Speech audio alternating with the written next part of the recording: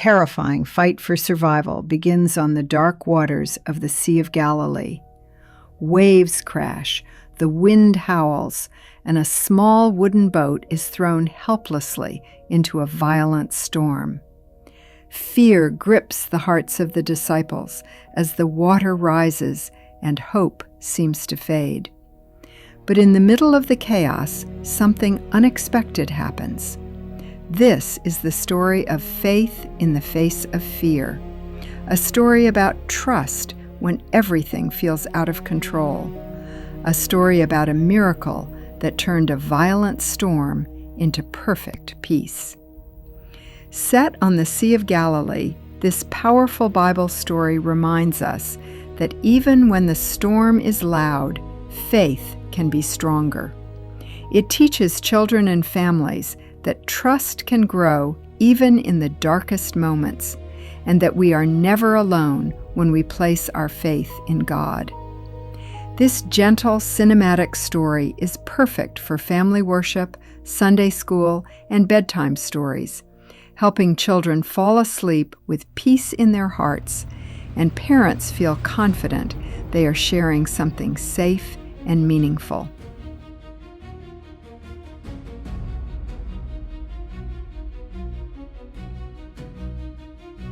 You see, children, when the world was still young in its stories, there was a land filled with gentle hills, dusty roads, and olive trees that whispered softly when the wind passed through them.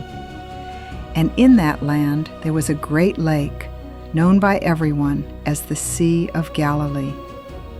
It was not a sea like the great oceans you know today. Its waters were fresh and clear. On quiet days it lay still, like a giant mirror, reflecting the sky above. But on restless days, it could roar, as if something deep inside it had suddenly awakened. The people who lived near the lake grew up listening to it. They learned its sounds the way you learn a friend's voice. They knew when it was gentle and when it was wiser to wait. Some mornings the lake woke slowly, kissed by golden sunlight. Other nights it changed without warning, and everyone knew this. That is why what happened one evening was remembered for a very long time.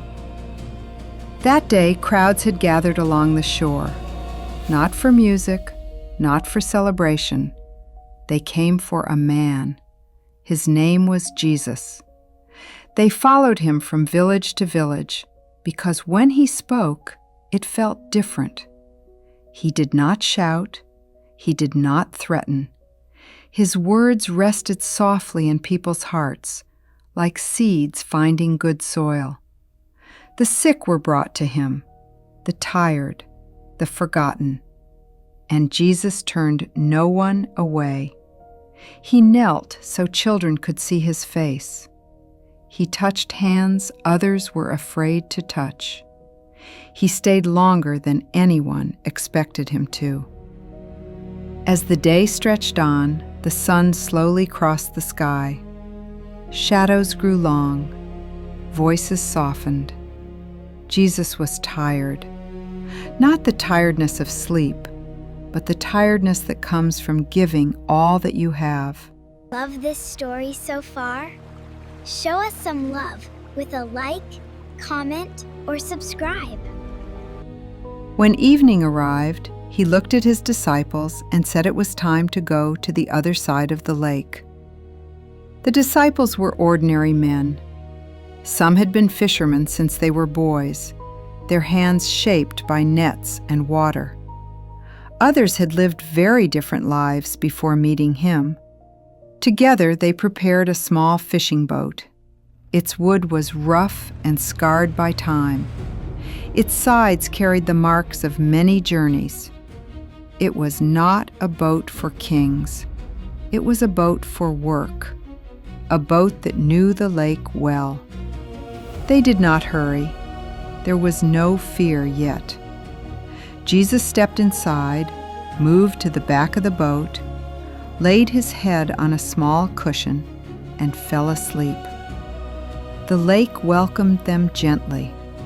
The boat glided forward, rocked softly by calm water. Oars dipped quietly, and the sound of water against wood filled the air. The disciples spoke in hushed voices. Someone pointed at the stars. Someone smiled, breathing deeply. For a long while, nothing happened. And sometimes, children, that is how the most important stories begin, with stillness, with peace. The lake breathed slowly. The wind rested. But far away, beyond the hills, the air was changing. One of the fishermen felt it first, a cool touch on his skin that did not belong to the night. He looked toward the dark horizon, his face growing serious. He said nothing. Minutes passed, then more. Small ripples brushed against the boat, as if the lake were testing them. Still, there was no fear. They had crossed these waters many times. They trusted their hands. They trusted their experience. The wind returned, stronger now. The stars began to disappear behind moving clouds. Water splashed over the side of the boat. One man stood, another tightened a rope. They worked calmly, confidently, still believing they were in control. But the lake no longer listened to them. Without warning, the storm arrived. Rain fell hard and cold, stinging their faces. The wind did not blow anymore. It screamed. The boat rose high on the waves, then dropped sharply into dark valleys of water. Walls of black waves crashed around them. The wood groaned and shuddered beneath their feet. They shouted to one another, but their voices were torn away by the wind. Water rushed in faster than they could push it out. Fear spread through the boat. Not slowly, not gently. It rushed through them like fire. The boat tilted sharply. One man slipped and cried out. Another grabbed him just in time. And then, in the chaos, someone remembered. Jesus, still asleep, calm, peaceful. For a moment, no one could understand what they were seeing. Fear turned into desperation. They stumbled toward him, water swirling around their legs. They shook him.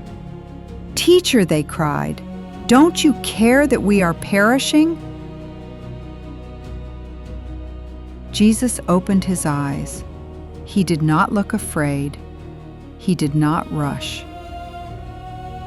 He stood up. As the storm raged, he walked forward through the rocking boat, steady, calm, as if the waves had no power over him. He faced the wind. He faced the water. And then, with a voice that carried quiet authority, he spoke. "Be silent. Be still." The wind hesitated. Its roar softened. Its fury weakened. The rain slowed, then stopped. The waves, once tall and wild, felt back into the lake, one by one, until the water lay smooth again. The clouds parted. Moonlight returned. The lake rested. Inside the boat, no one spoke. Water dripped softly from their clothes. Hearts beat loudly in the silence. They were no longer afraid of the storm. They were filled with awe. They looked at the calm water, then at Jesus, and in voices barely louder than the night itself, they whispered,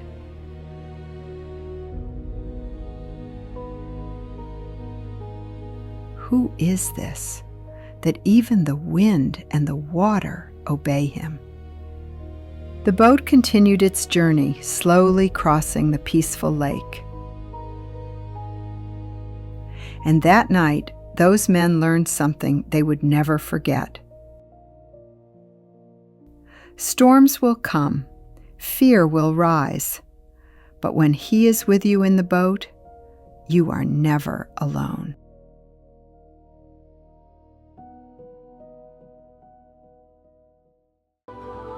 If this story touched your heart, join us for more beautiful animated Bible stories.